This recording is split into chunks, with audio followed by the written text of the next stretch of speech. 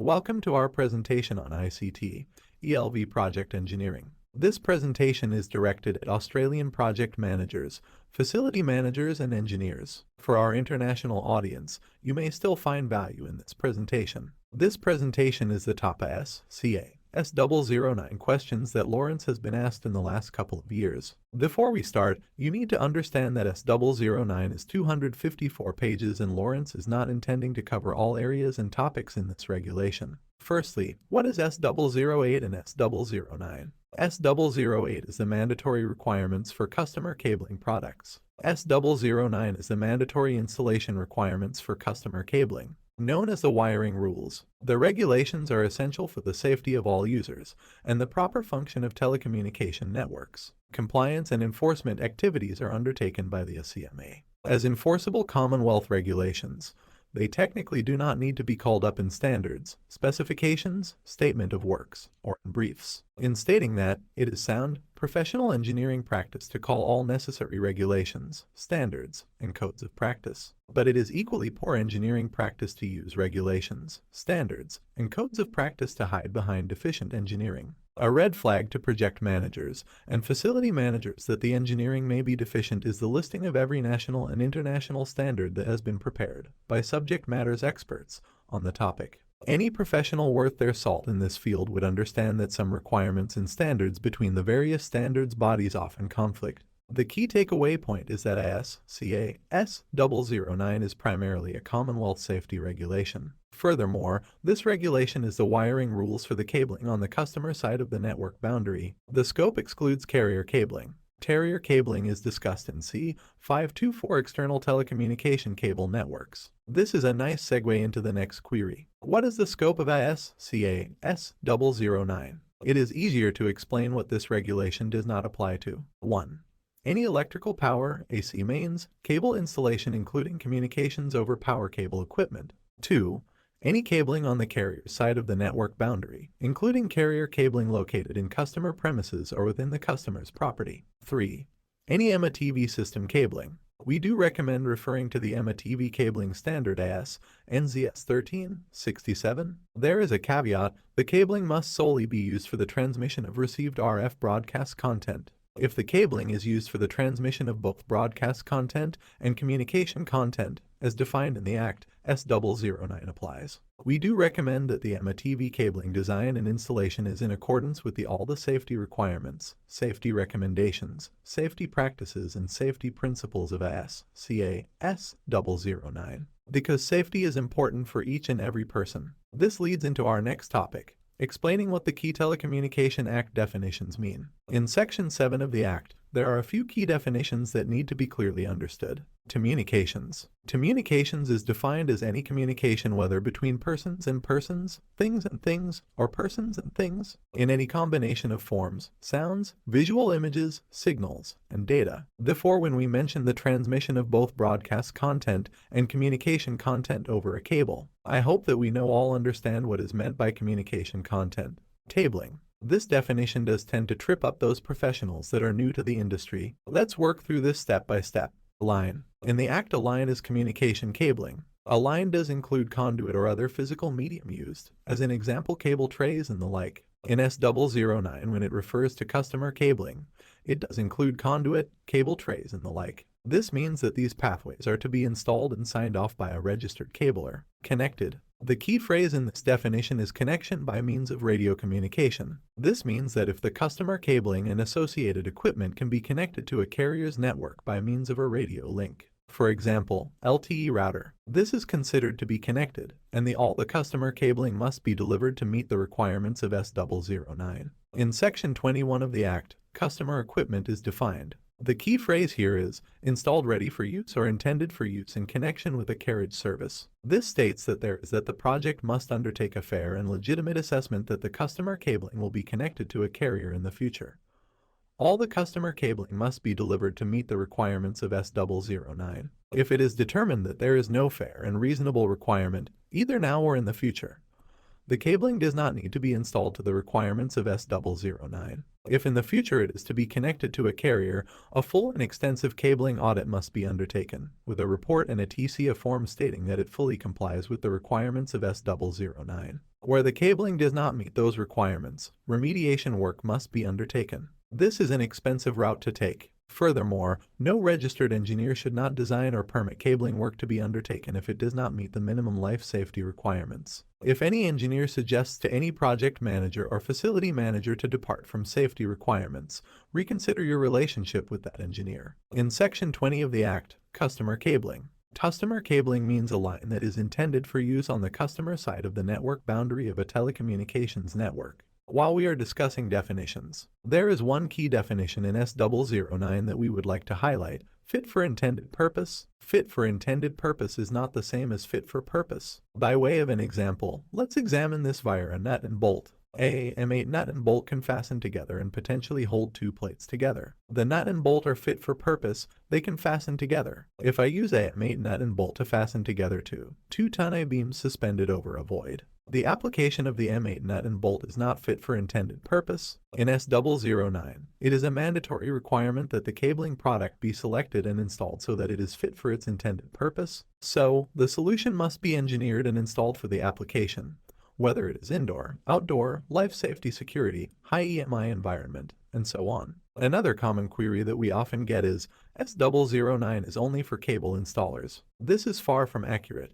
Under the regulations, registered engineers have mandated requirements. Primarily, it is to ensure that key tasks are engineered and delivered to not place anyone's life at risk. Before we discuss these tasks, we need to clearly define what is a registered engineer. The regulation states that a registered engineer is an engineer who has formal recognition of the qualification and competency of an engineer in a particular field, and is current on an engineering register. The engineer register may be either a mandatory jurisdictional registration system for engineers, for example RPEQ, on the National Engineering Register, or with a professional engineering registration organization. The minimum mandatory requirement for listing on a register is a qualification in a particular engineering discipline that complies with the requirements of the Washington Accord, and maintain 150 hours of continuing professional development over 3 years. The registered engineer must also have accumulated 5 years of relevant engineering industry experience over the past 7 years. The key phrase in this definition is accumulation of 5 years of relevant engineering industry experience. This requires that the registered engineer providing professional advice must have acquired 5 years.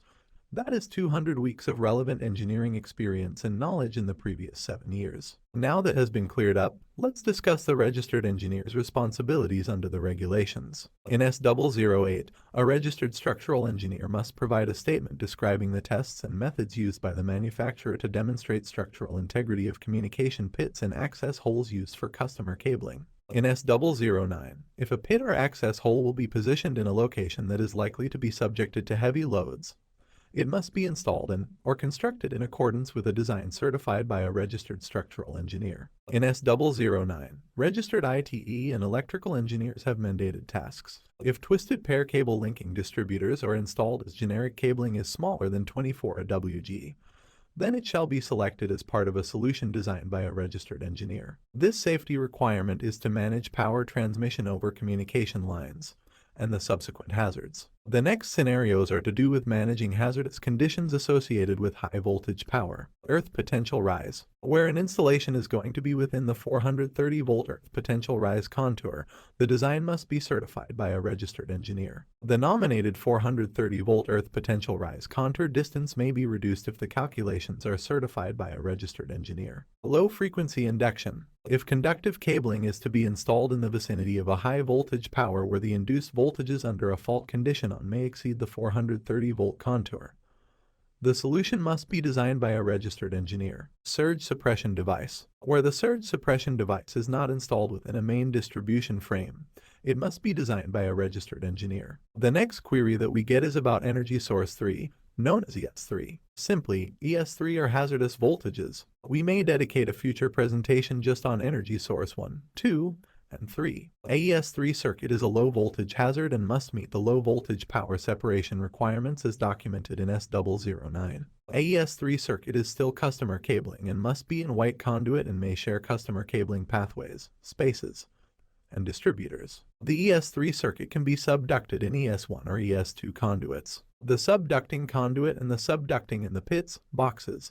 and/or access holes must be maintained. The subducting must clearly identify as carrying an ES3 circuit at all access points. It is recommended that ES3 circuits be installed in separate pit and pipe system from ES1 and/or ES2 circuits. Additionally, ES3 circuits must have warning markings stating that it is a hazardous energy source. Furthermore, ES3 special application circuit must not utilize generic cabling. Plug-terminated ES3 cabling must not be installed. No ifs or buts, ES3 cabling must terminate on a socket. The next query that we get is around indoor and outdoor cabling. There are some key points that we need to make. Outdoor cabling is installed external to a building, either underground or exposed to the elements. Indoor cabling is installed inside a building, and the cabling is not installed underground or exposed to the elements. Not all cables marketed as outdoor or as an indoor-outdoor cable actually meet outdoor cable requirements. To be classified as an outdoor cable for outdoor use, the cable must have treatments that meet S008 water penetration requirements. And this is not the only requirement. Only internal cabling must be connected to the customer equipment or equipment ports. Customer equipment shall not be interconnected between separate buildings using indoor cables. As we noted above, external cabling must be outdoor cable. Additionally, outdoor cabling must not be utilized to directly connect to equipment or equipment ports. Another point that needs to be made. There is no requirement to change the cable type, outdoor to indoor cable where an underground or aerial cable enters a building. Simply, there is no 15 meters rule, in stating that any cable used within the building past the first cable connection point, for example the distributor, should be an indoor cable. This is another topic that we may dedicate a future presentation on. When considering how far to run an outdoor cable within a building, there are a few constraints that need to be considered. The first constraint is the cabling sheaths. PVC and XLPE cabling cannot share the same fire element penetrations as PE cabling. PE can withstand up to 75 degrees Celsius where PVC and XLPE can withstand up to 90 degrees Celsius. In accordance with AS 1530.4, the two different cable types will need separate penetrations through all the fire elements. Outdoor telecommunication cabling is typically PE, while indoor cabling is typically PVC or LSCH. The introduction of additional fire element penetrations introduce additional costs. In conjunction with the location of the equipment room, this becomes a cost-benefit analysis. The last point we would like to raise on this topic is the waterproofing agent.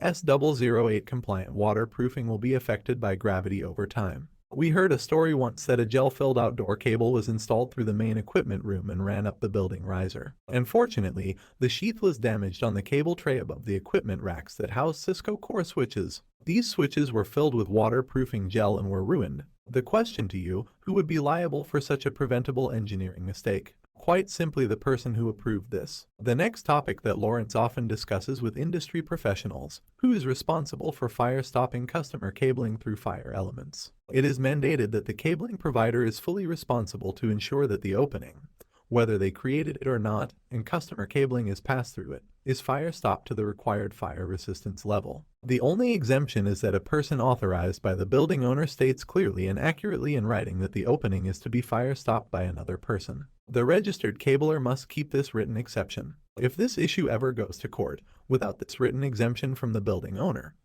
the cabling provider will be fully responsible. As one last point, the installation of fire-stopping materials should be performed by a skilled person. The final query that we want to discuss, can customer cabling be placed in orange power conduit? From a safety perspective, the short answer is no, but there are exemptions, nuances, and clarification that we need to make. The first point, customer cabling shall not be installed in any pit or conduit containing a high voltage circuit, regardless of being subducted or not. The second point, no customer cabling can be designed and or installed in any conduit or pipe containing a non-electrical hazard, such as high-pressure gases, high-temperature liquids, corrosive liquids or gases, flammable liquids, or flammable gases, regardless of being subducted or not. Honestly, we are disheartened that we must state this point. The third point, if parts of the orange conduit are fully encased in concrete or the orange conduit is inaccessible under structural concrete, in which case, the ends of the conduit shall be made white in a permanent, durable manner. Then this conduit is considered white conduit and must be used solely for customer cabling. Lastly, low-voltage power conduit applications. Customer cabling with electrically conductive elements shall not, Let me state that again, shall not be accommodated in the same conduit or in the same pits as the low voltage power cabling. It must be subducted in the orange conduit using white conduit. This subducting must extend through all low voltage pits. Customer cabling that has no electrically conductive elements may be either directly installed or subducted with low voltage power cables. Project managers and facility managers, you have a duty of care to challenge any engineer that proposed this as a viable solution. After practical completion, the registered cabler must also be a licensed electrical worker to work on the service within the conduit, or the asset owner needs to call out a separate registered cabler and a separate licensed electrical worker, together to rectify a fault. The issues that should be of concern is the increased sustainment life cycle costs, increased fault response times, and increases in maintenance safety procedures, reduction of maintainer-contractor pool, and general maintenance safety. This option seems to be in direct conflict with the OH&S Act, which requires a designer to, so far as is reasonably practicable, identify and remove any hazardous situations that will be created, undertaken, or to be undertaken by others. Adopting this technique may seem like a project cost-saving opportunity. To be honest, this is not a cost-saving opportunity in most cases. The is only a viable solution in brownfield environments, where constraints prevent the addition of a white conduit. This option must never be the go-to solution. As a side note, we advocate that conduit and pipe design and installation complies with S009. Again, this is all about safety for maintenance workers and first responders. The intent of this standard is to ensure that each type of hazard in the built environment is color-coded. There have been far too many incidents where a registered cabler has cut into a white conduit, with the communication circuits made open at both ends, to find that their saw has cut into live low-voltage power that has also been installed in white conduit, co-located with white communications conduits. Electrical safety regulators seem to find this acceptable. We certainly do not see this risk as acceptable and advocate on the projects that we are involved in the correct color coding of electrical hazards, ES3 hazard nomenclature, and the like. This saves lives. In conclusion, S009 is primarily a safety regulation, and it clearly articulates what is fit for intended purpose for engineering and installing a safe customer cabling system. As a project manager or facility manager, if your contracted engineer starts to lawyer and look for loopholes in a life safety regulation, this should give you cause for concern. Having the consultant engineer design a solution that introduces hazardous situations to save costs, quite frankly, is not an option that is supported under the OH&S Act. Again, we want to state that S009 is a safety regulation, and that OH&S mandates that a designer to, so far as is reasonably practicable, identify and remove any hazardous situations that will be created, undertaken, or to be undertaken by others. Please remember that human life is not trivial, and the impacts extend way past the person that was harmed. Failure to undertake sound and safe engineering should be sufficient grounds to terminate the project's relationship with that engineer. Until my next presentation, take care and stay safe.